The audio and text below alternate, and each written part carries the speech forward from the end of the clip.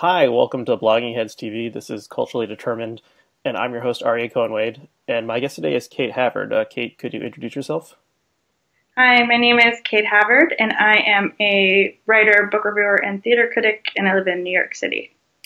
Thanks so much for coming on today. So you were the subject of a recent article that appeared in Vox, and it was about sexual harassment in journalism.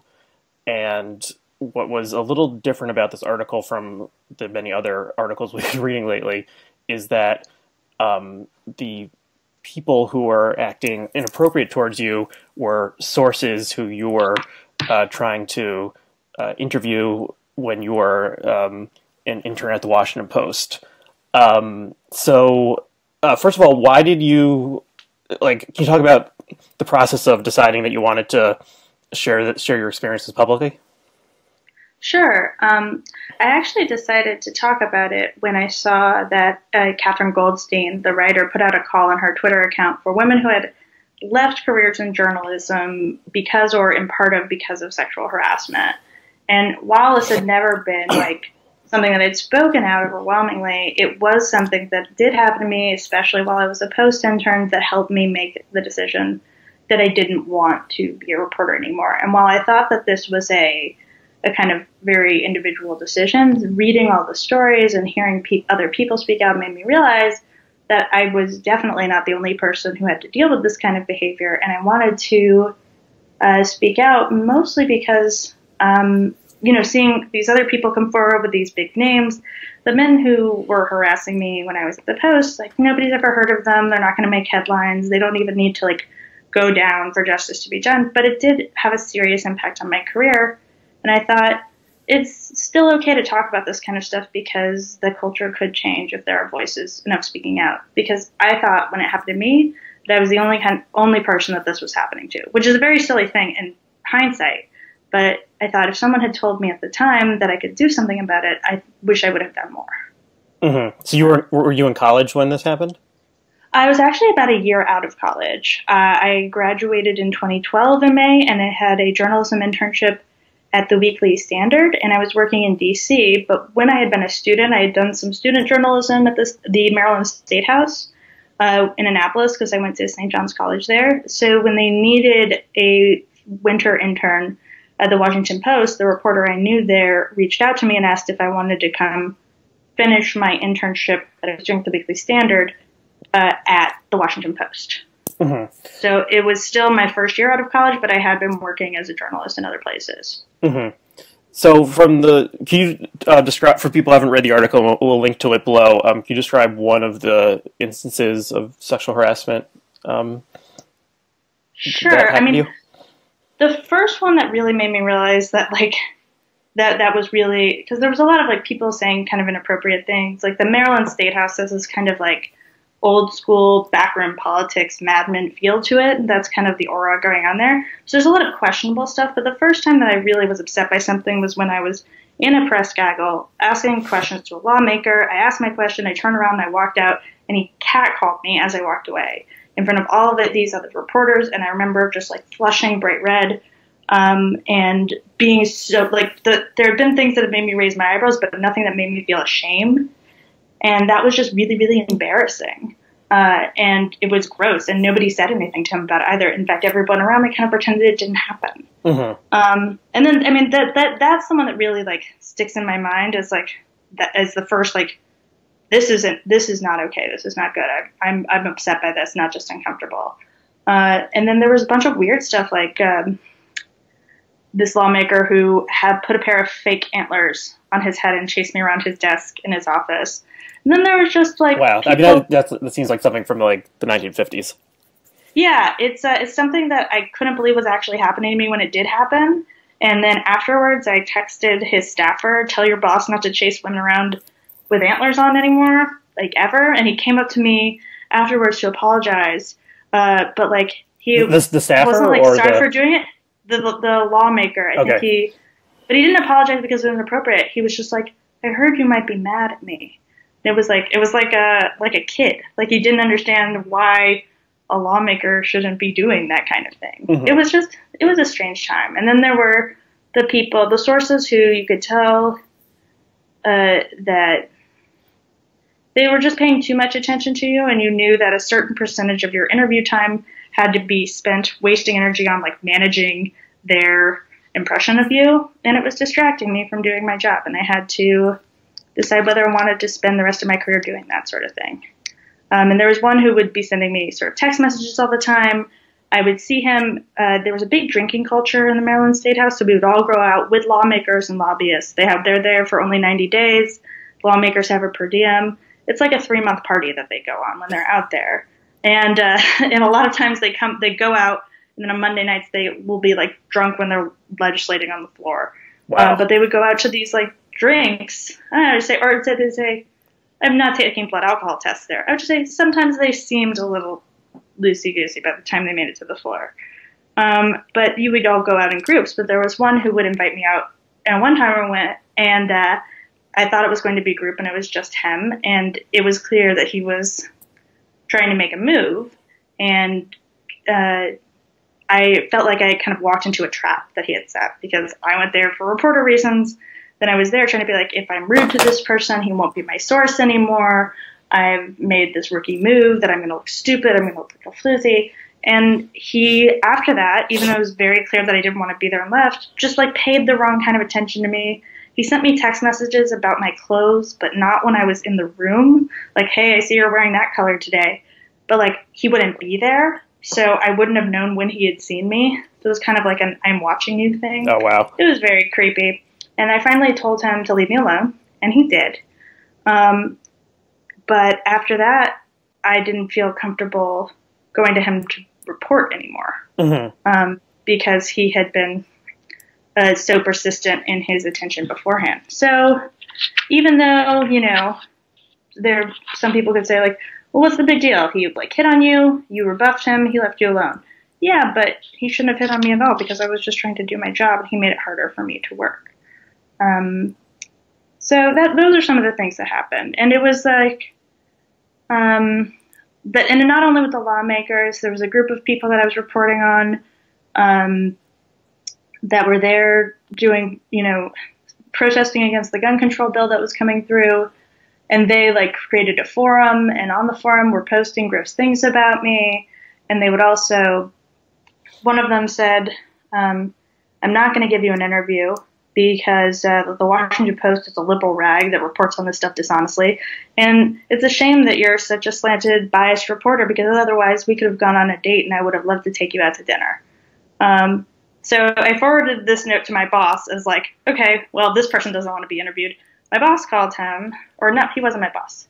Another reporter was able to call him and get an interview with this guy who turned out to be married anyway, but was trying to get me to, like, I don't know, trying to neg me. Basically, be like, I wanted to date you, but like, you can't do it because you work for the Washington Post. But he would have given an interview to a male reporter, just not me. He was like trying to lure me into something gross. Mm-hmm. So that was just like, it was like a toxic environment. And it didn't feel like this was constant, but it felt like, every week there would be a couple of things like that, to the point where you would come home every day exhausted by it and just want to like avoid being around these sources. So you felt like you always had to be nice to them too, right? Because then they wouldn't do it, which I know now is a misperception. That was like a young lady reporter. I thought I had to be a certain kind of way towards sources that I didn't, but at the time I didn't know. Do you think that the particular beat you were on of the Maryland State House, was that particularly bad for whatever cultural reasons are associated with that? I mean, I've never been in another state house. I heard that the Texas, like, I don't know if you've seen some of the stories coming out of the Texas State House. It's a terrible culture there. And I've heard stories about Congress, right, that you see now. I never had the kind of as a professional reporter or doing the Hill stuff when I was at the Weekly Standard that I did as a State House reporter. I was never having meals alone with members of Congress because I was an intern at a national news magazine. So I don't know that Maryland's particularly bad. I know that like the very alcohol heavy culture there probably contributed to some of it, but I think it's probably all state politics. It's clear that kind of sexual harassment isn't a problem confined to any one industry. So I don't know that it's particularly a Maryland problem, and I've heard that they're doing a lot I've heard there are legislative efforts now in the Maryland State House to try to improve this culture. One of the things that I found troubling about the article was it seemed like there wasn't maybe the job of being a journalist is kind of unique in the way you're connecting with different people who you need something from, but there's no like power structure that you're a part of that they're a part of also. So you can't just go to your human resources department and complain about a state representative or something. And especially for young women, it seems like it's putting them in a very vulnerable position. And you talk about how there was a culture of the journalists going out to drinks with the sources to try to get leads, and that's kind of ripe for exploitation by predatory men. Is there, besides convincing the men to behave better, do you think there's some kind of systematic reform that could address the problem that you encountered? I don't know that there's any one policy that one could pass to make this different. I think it's more a question of letting reporters know that if this is happening to them, they can tell their senior reporters that they should not be expected to put up with that behavior in order to get a story. In fact, it turns out that journalism is pretty transactional in that you can tell someone to leave you alone and to knock it off and keep working with them. And that won't always work because sometimes there are people that aren't going to listen to that. But I think I had more of a perception than I needed to have that you always had to be nice in order to keep working with that person as a source. On the other hand, I think it is more cultural than policy based, right? Like the nature of this job is that you will always have to gain someone's trust. You have to be a good listener. There's often some flattery involved as well, and there can be a sense in which like the intimacy that you need to build a source can be confusing for those sources. So one thing a female journalist who was not at the Post but a senior reporter at the State House always told me is like occasionally it's good to interrupt your source while they're talking if they're getting too buddy-buddy and say like, hey, we're not friends. And that just reminds them that you're there to do your job, not because you just want to hang out with them or think they're so great. And like that's probably something that you have to do as a female journalist. And it's unfortunate because sometimes it is useful if they forget that you're a reporter. But you don't have to always create that illusion to be good at your job, I think. Mm-hmm. The situation you described remind me a little bit of, it's not exactly the same, but the Glenn Thrush situation. And he was recently let back on the Times, but he's being reassigned from the White House beat. Do you have any thoughts about that? I don't know. I haven't thought very carefully about where he should end up, but it's unfortunate that it seems like there were a lot of women whose career he like got way off track or maligned, right, by spreading rumors about them and things like that. So I don't know if any one person's reportorial skills are like so great that they're indispensable, but people have livelihoods, people have careers. I can't really speak too much more of that. Okay. But I don't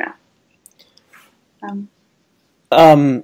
Okay, we have a couple other topics we want to hit today. Sure. Is there anything else you want to say about sexual harassment before we move to a lighter topic? Yeah, I will just say that even though these people who like harassed me and helped me, were a factor in my decision to do something else, like they're not big names, but it was still unnecessarily, or like not saying anything gave them an unnecessary amount of power in my life.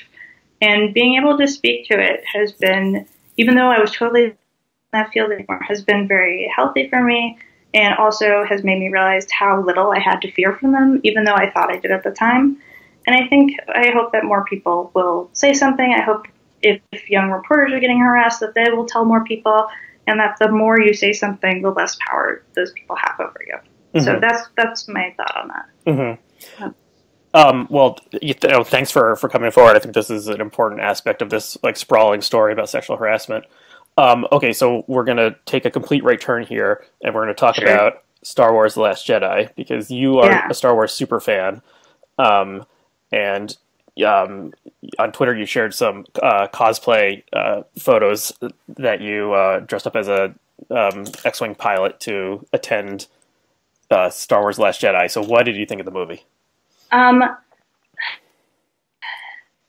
so here's the thing. I understand and I see very clearly all the ways in which it was a bad movie. There's a lot of things that were extremely unsatisfying for me. It like didn't fit together. But I still just loved the parts that I loved so much. I could have watched a whole movie of Carrie Fisher being like anxious on a star bridge and enjoyed myself. But it Mm-hmm. was pretty. There were moments that were very dynamic and interesting.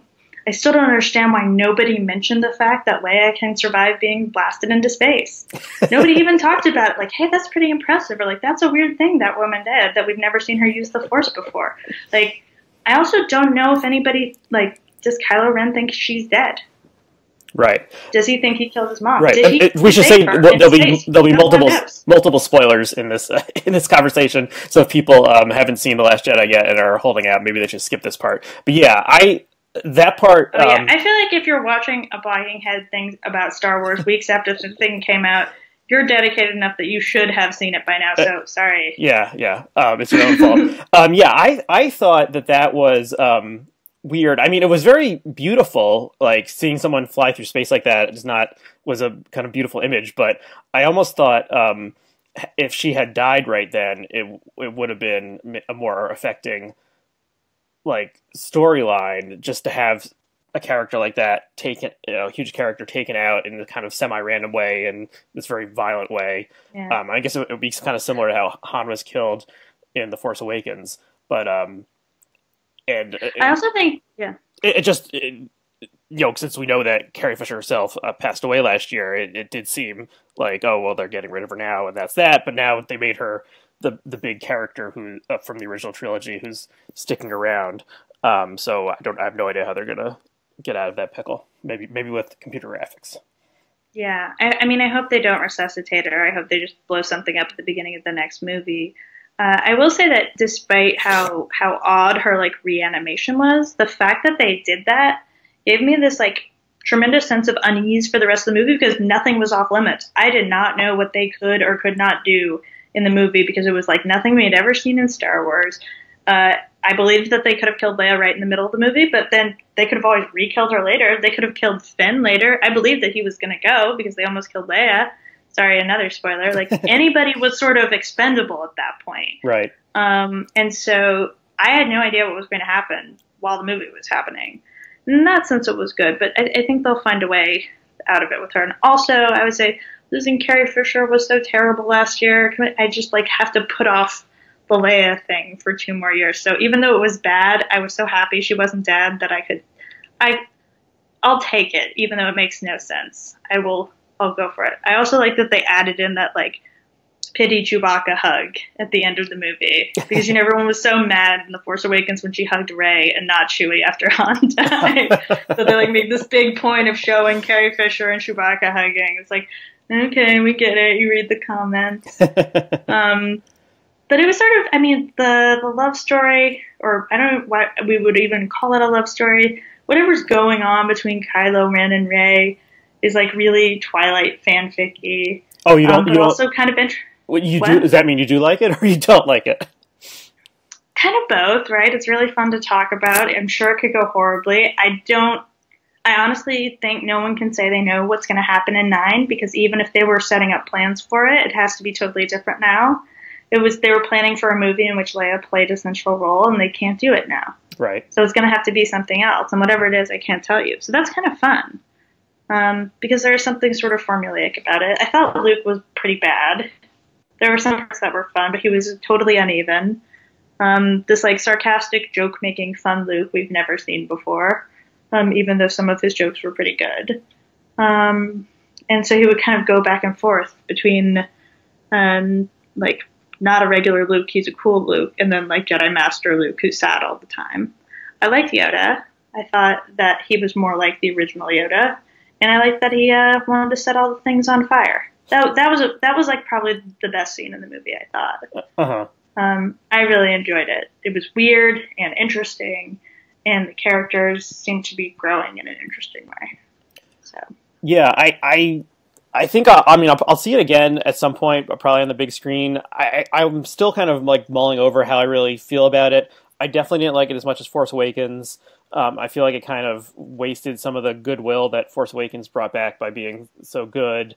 One of the interesting things is that on Rotten Tomatoes, it received like 95% or something, but there's a way for fans to vote, and the fans only gave it like 54%. So the critics and the fans are very divided over whether it's good, and you probably have to be a Star Wars super fan to go to RottenTomatoes.com and vote whether or not you liked it. So maybe the super fans aren't digging it, but there were a lot of problems with it that people have already outlined. The Finn Rose plotline was like a total waste of time that didn't go anywhere. It seemed like something out of the prequels.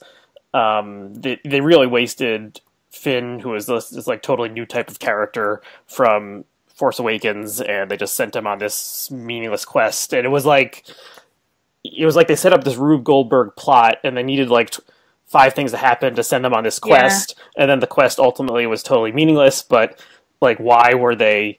Couldn't the ship move in a different direction so that they wouldn't be firing on it, like directly hitting the shield or something? It just seemed like that didn't make logical sense. And then they based like 4 additional plot strands on it. So I didn't like that part, but I did really like the Finn. I did really like the Rey Kylo Ren stuff. I mean, Adam Driver is kind of brings a different like kind of acting to anyone that we've never seen before in the Star Wars movies. Yeah. And his relationship with Rey is very interesting. I was disappointed that the Snoke stuff, like, who is Snoke? Why is he there? If Luke is the Last Jedi, how does Snoke have power? Snoke is like totally boring. He's like Darth, he's like the Grand Sith Lord that totally didn't matter from the prequel, whose name I can't even recall right now. Like, he's just nobody. He didn't matter. He never did.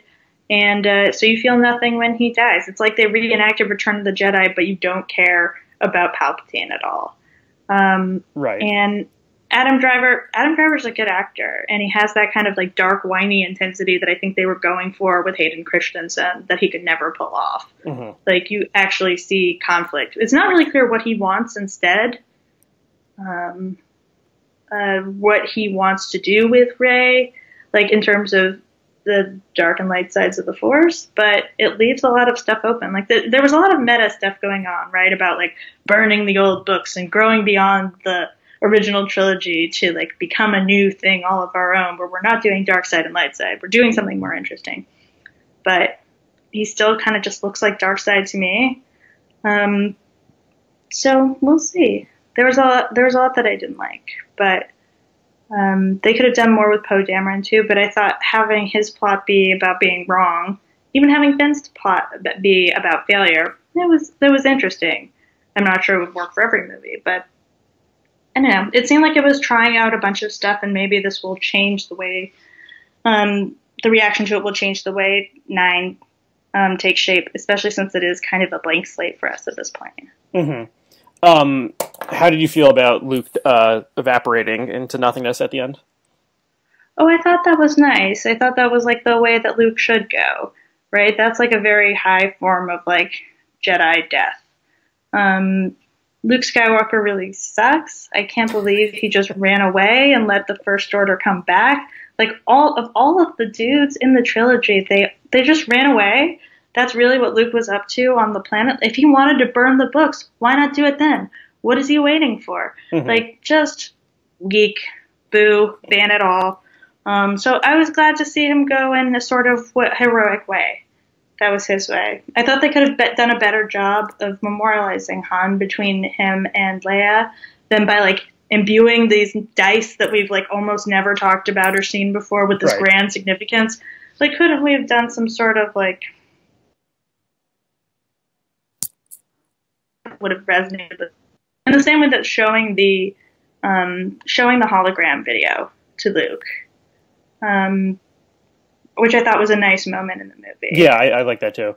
One thing I did like was this movie did seem visually inventive in a way that the Force Awakens didn't. Just the the stuff on the island and the final battle on the like salt ice planet with the red dirt coming through was just very visually striking, whereas Force Awakens was had the J.J. Abrams kind of Spielberg like lens flare homages, but also was very similar to the originals and how it looked. And this one, looked great, and the action scenes were good. So I want to give it credit for that.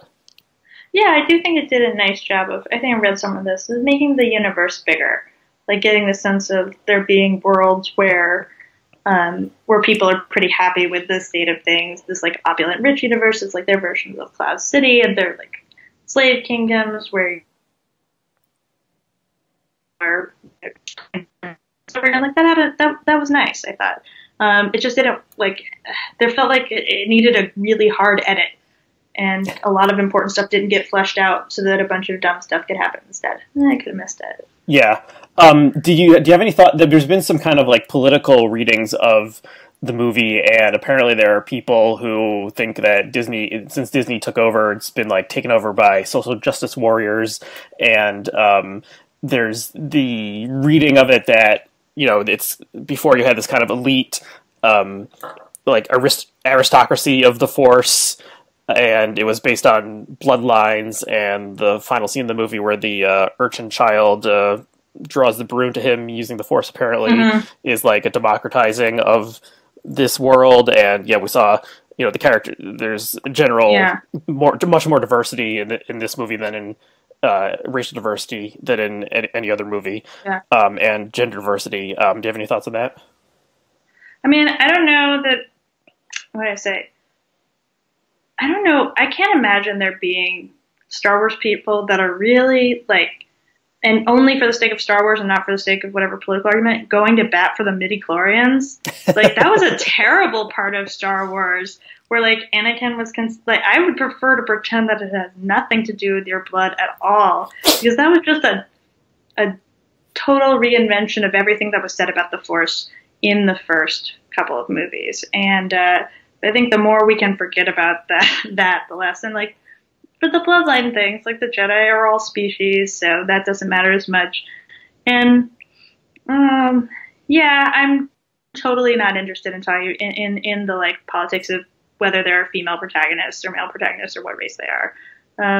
It seems like the more important things is whether the Star Wars movies are good, and this one is kind of it's good because of the things that you love about Star Wars. And if you love the movies, I think probably you would have to come to this movie with a lot of love for the story anyway, and just like seeing 15 minutes of like Luke and Leia talking is going to make it an enjoyable enough experience that you come away from the movie happy. But like this one could not stand on its own as a movie.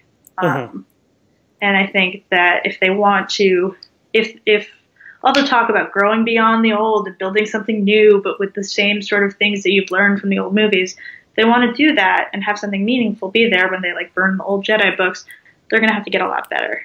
But I still don't like just being cranky about the movies. I'd rather just make fun of them, do like the ways in which they're bad, and enjoy them, which is why I call it like Twilight-y fanfic.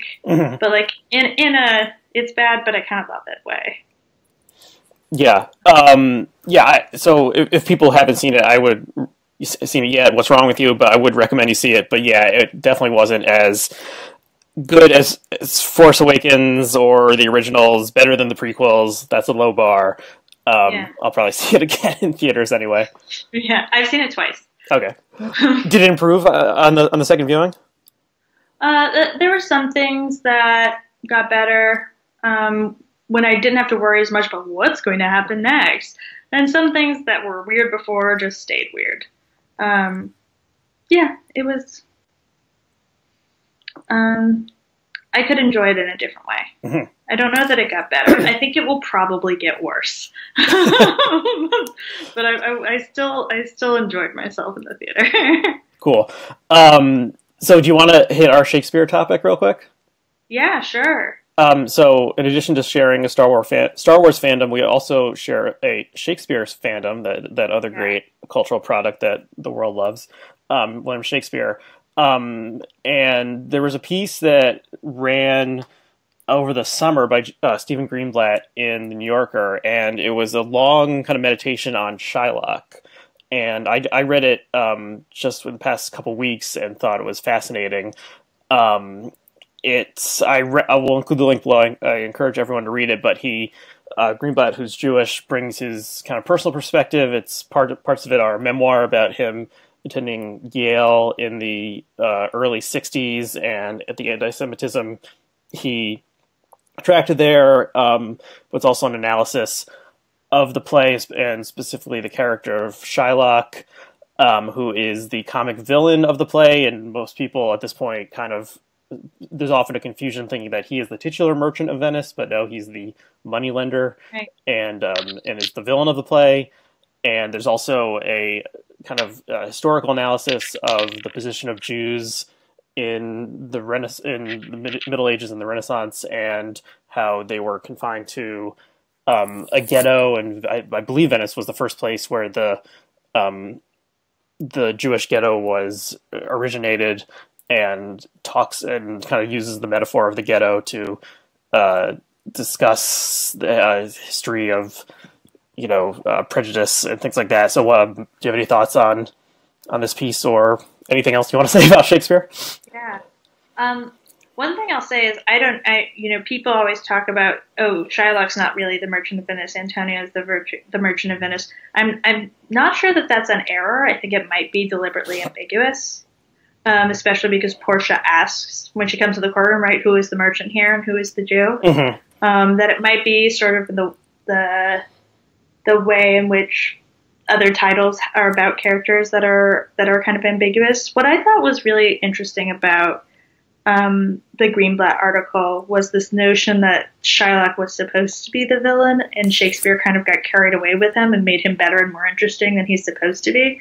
And I think that's a phenomenon you can see all over in Shakespeare, when someone you're not supposed to like, or who's not supposed to even be an important character, kind of grows this life of his own in such a way that you either feel like for some reason Shakespeare loved this character, or he was doing something different when he wrote Shylock or Fluellen, or I'm thinking of some of like the Romans and Cymbeline, who they're not really supposed to be sympathetic, or even Iago, right, who's just so much more interesting than so many other villains.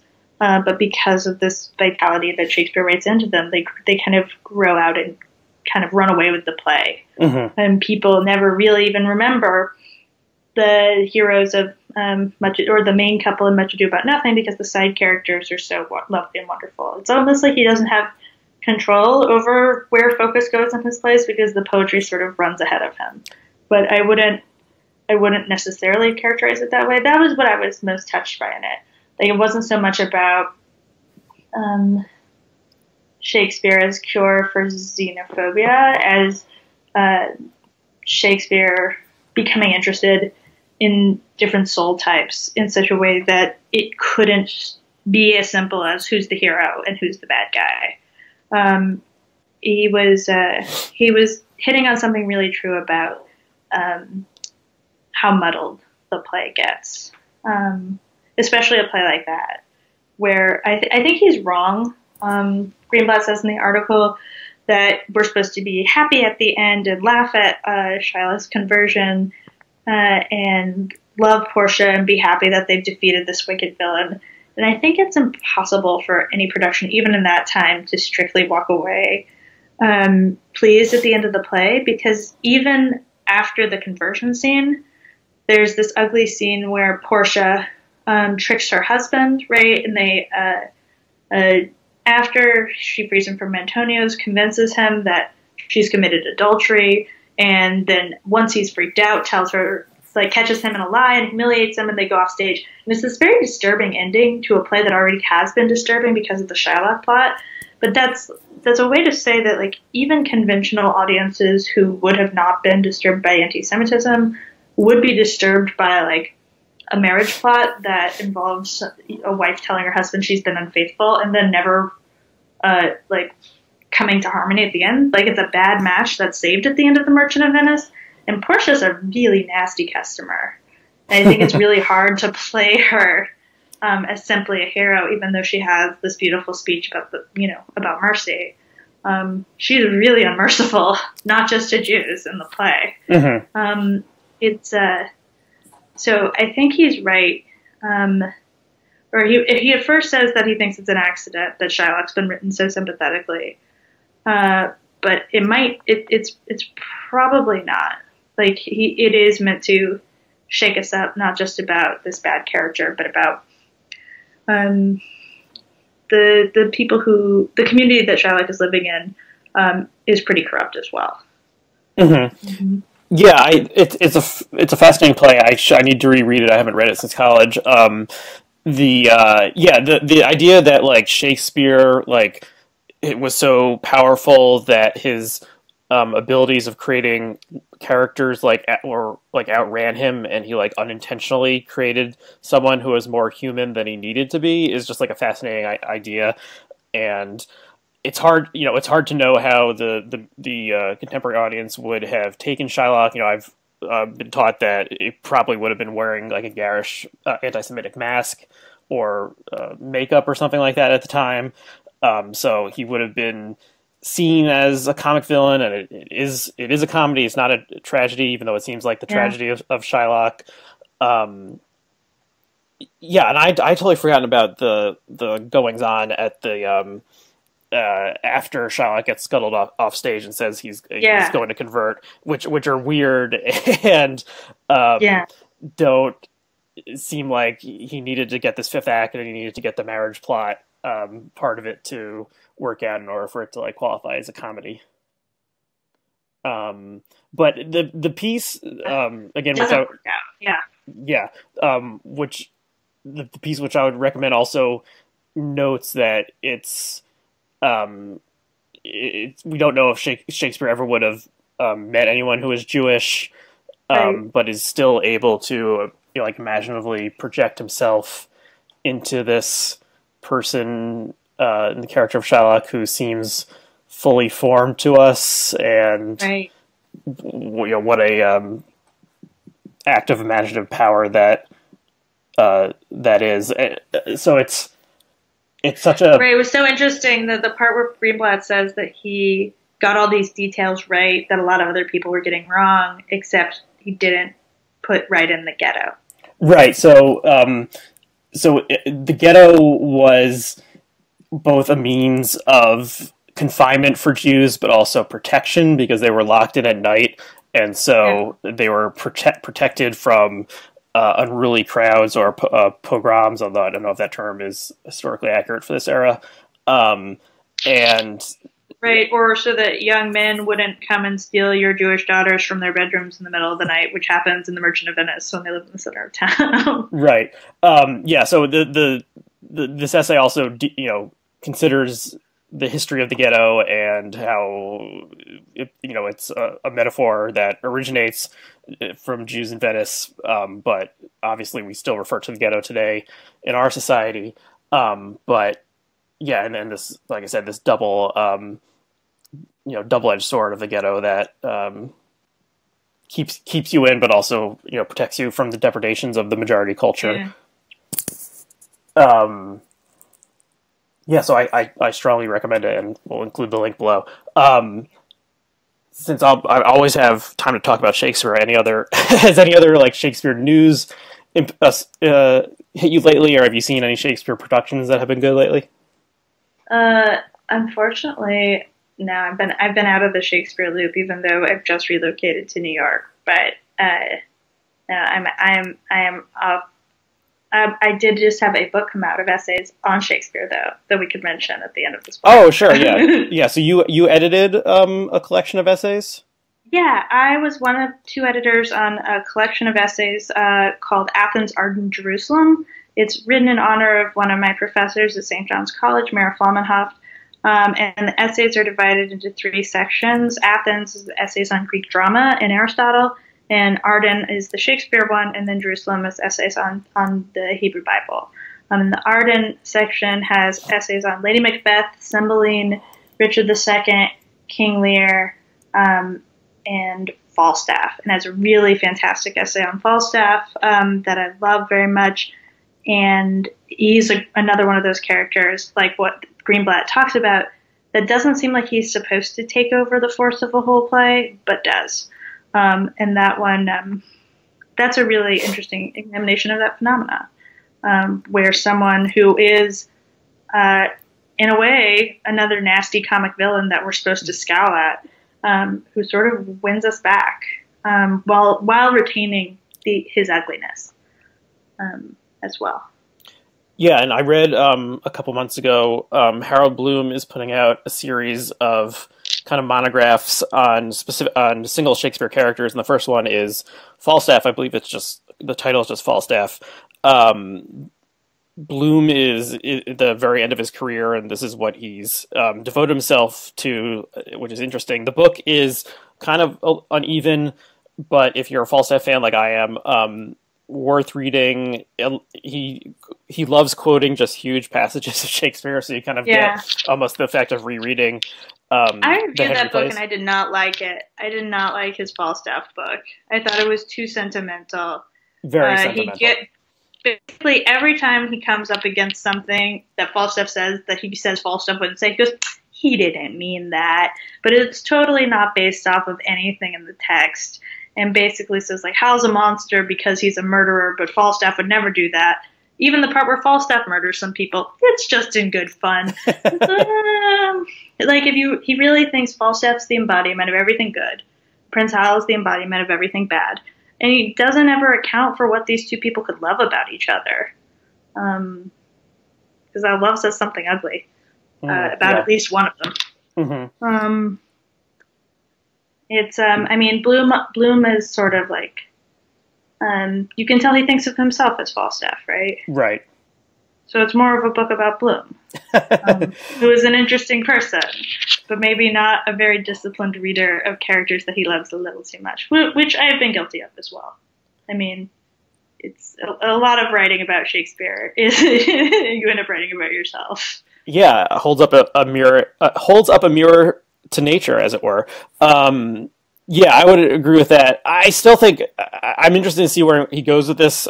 He's over 85, I think, so hopefully his health is good enough that he's able to complete the series. I think one of them is Shylock. I read that he plans on writing about. I think he does. His next one's Cleopatra, I thought. Right, and I'll just mention that my wife and I traveled in the UK over the spring, and we saw the Royal Shakespeare Company's production of Antony and Cleopatra, which was pretty good, and was the first RSC production I've ever seen, and it was at least it was a very cool experience. So recommend just going there for anyone who has a chance to be in Stratford. Yeah, I second that. If you can get there, do it.